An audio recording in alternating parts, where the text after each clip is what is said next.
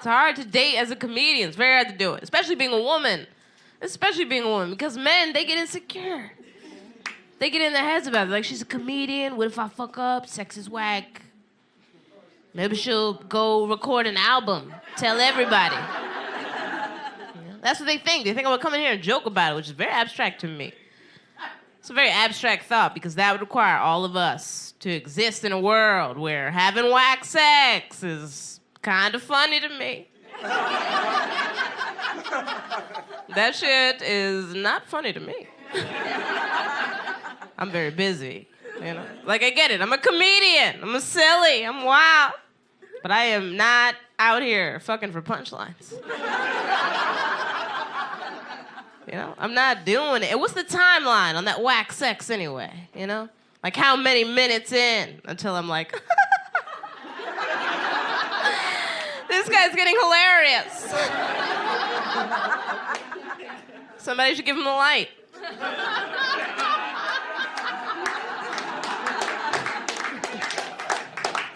We'll wrap this up. I'll go tell strangers about it in the dark. No, thank you. I remember the last time I met a nice guy, like he seemed like a genuinely nice guy. I was at Dave & Buster's. You guys know Dave & Buster's? Yeah. Gave me all his tickets. Felt right. Felt good. Next day, I was at work, and his girlfriend called me out of the blue. I know, real random, right? She was like, yeah, I'm his girlfriend, but he's married to another girl you know. Got 2 kids by her. I'm on the phone like, damn, girl, how our boyfriend gonna be married?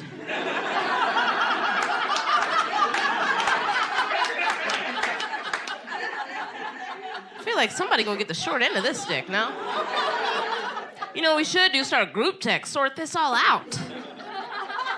And it was at that moment that I had to hang up on her and, you know, put down my weed for just a second. Because I want to take a step back and look at my life and ask myself for the first time, really, am I in a Tyler Perry movie right now? And I just don't know it. Because I got to be honest with y'all, I feel like Tyler Perry would kill me in the first scene. He cut me right out of there. I'd be asking too many questions at rehearsal, like, excuse me, Tyler Perry, I'm looking at the script. Why would a person say this to another person?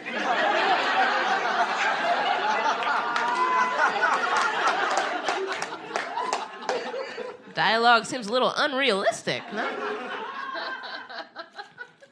That joke hit surprisingly well for this crowd. I'm worried that some of y'all are watching Tyler Perry movies. The key here is don't.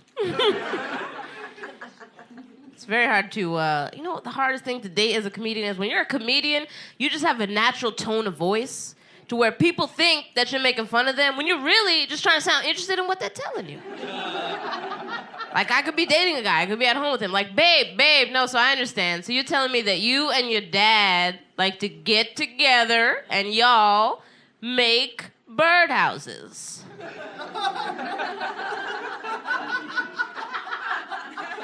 That's cool. That's really cool, man. Do you mind if I take some notes about this? Oh, where are you going? No, come back. Tell me about your dad and your birdhouses. It's very interested to me. I actually know a good amount about dating. My last job before comedy, I used to work for OkCupid. Very tepid response from a Lower East Side crowd.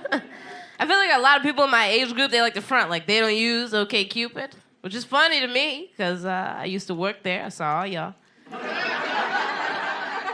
Mm-hmm. Some of y'all out here sending 3 question marks when she doesn't respond to your message. Cut it out. Doesn't look good. People are always curious. They're like, well, what did you do for OkCupid? Well, I used to do support. And they're like, well, who needed support? Mostly men. Mostly men reaching out to us via email, usually saying around the same thing. Please help me. Please help me. My account is broken. I've been messaging women all day. All day. I've been messaging women and none of them have responded. My account is broken.